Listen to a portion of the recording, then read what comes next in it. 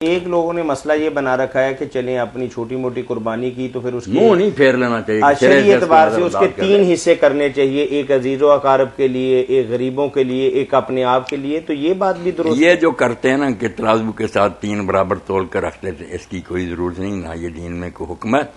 بس 3 موقعوں پر یہ گوشت خرچ ہو سکتا ہے، یعنی اپنے کھانے میں آ سکتا ہے، رشتہ داروں کو دے سکتے ہیں، ملنے کے لیے آیا اس کو کھلا سکتے، غریبوں مسکینوں کو دے. یہ 3 مصرف ہیں. اب کہاں زیادہ ضرورت ہے؟ اگر آپ کے 1-2 گھر میں افراد ہیں تو رکھ لیں سیر 2 سیر، باقی غریبوں کو دے دیں.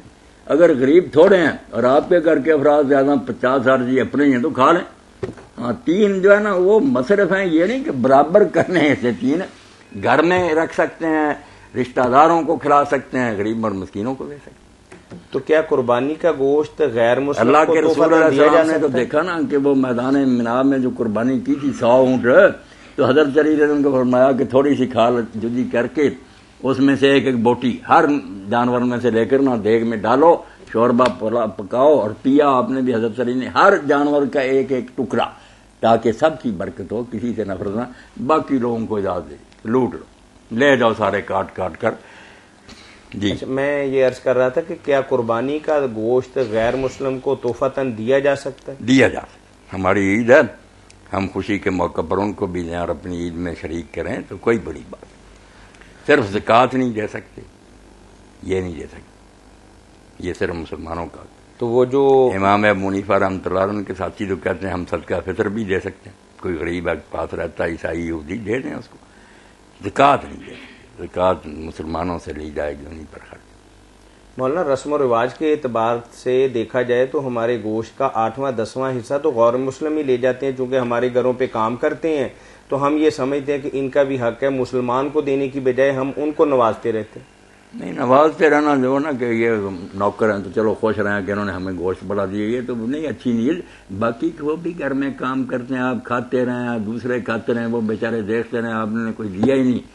یہ بھی تو کوئی بد اخلاقی ہوگی نا، کوئی اچھا سلوک کرے. اچھا وہ بھی نوکر ہیں، دے دیں تھوڑا بہت، خوش ہو جائیں. مسیحیت میں کیا ایسا فرقہ بھی ہے کہ جو قربانی کے گوشت کو ناپسند کرتا ہے اور اسے استعمال میں نہیں لاتا؟ یہ عیسائی جانتے ہیں، ہم نے تو کوئی ایسا نہیں دیکھا جس کو گوشت برا لگتا. نہیں مولانا، ہمارے قریب ایک گرجا ہے ہمارے علاقے کے اندر، ان کو ہم نے ایک دفعہ گوشت بھجوایا تو انہوں نے واپس کر دیا.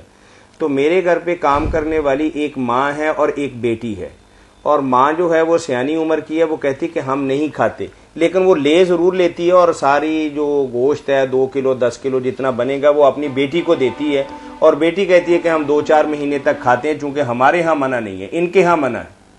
نہیں، ان کے ہاں پتہ نہیں کیوں منع. عیسائیوں میں تو کوئی شے ہی منع نہیں ہے. نہیں کھاتے مولانا. جیسے سینٹ پال نے جب سے دین عیسی کو بدلا، اس نے تو کہہ دیا کوئی شے جو باہر سے اندر جاتی ہے خوراک، یہ آدمی کو ناپاک نہیں کرتی. اس کے بعد تو یہ خنزیر، کتا، مردار ہر شے کھاتے ہیں، اور یہ کہا کہ اگر لوگ تمہارے پاس رہنے والے ناراض ہوتے ہیں چلو ان کا خیال کرو، ورنہ تمہارے لیے کوئی شے ناپاک نہیں ہے، ہر چیز تم کھا سکتی. اسی لیے دنیا میں صرف ایک یہ امت ہے جو نبیوں کو ماننے کا دعویٰ کر کے سور کھاتی ہے، ورنہ کوئی امت نہیں کھاتی. خنزیر تو ساری امتوں میں حرام تھا جو انبیاء کو مان. تو گوشت وغیرہ ان کے حرام کوئی نہیں. ویسے وہ کہتے ہوں گے کہ مسلمان اگر دیں گے اور ہمارے لوگ کھائیں گے متاثر نہ ہو جائیں کہ مسلمان بڑے اچھے اخلاق والے ہیں. یہ بات وہ سمجھ میں آتی ہے کہ جب رسول کریم علیہ السلام نے دیکھا نا کہ مکہ میں قید پڑ گیا، لوگوں کا برا حال ہوا. حدیث پاک میں آتا ہے کہ لوگوں کی آنکھوں کے سامنے دھواں آنے لگا، بھوکے مر رہے تھے لوگ، چمڑے سوکھے تلاش کر کے اس کو جلا کر کھاتے تھے. تو آپ نے بہت سی رقم مکہ بھیجی کہ غریبوں میں تقسیم کرو.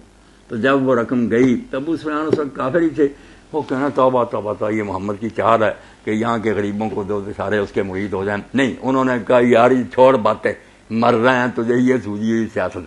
کھا گئے غریب لوگ.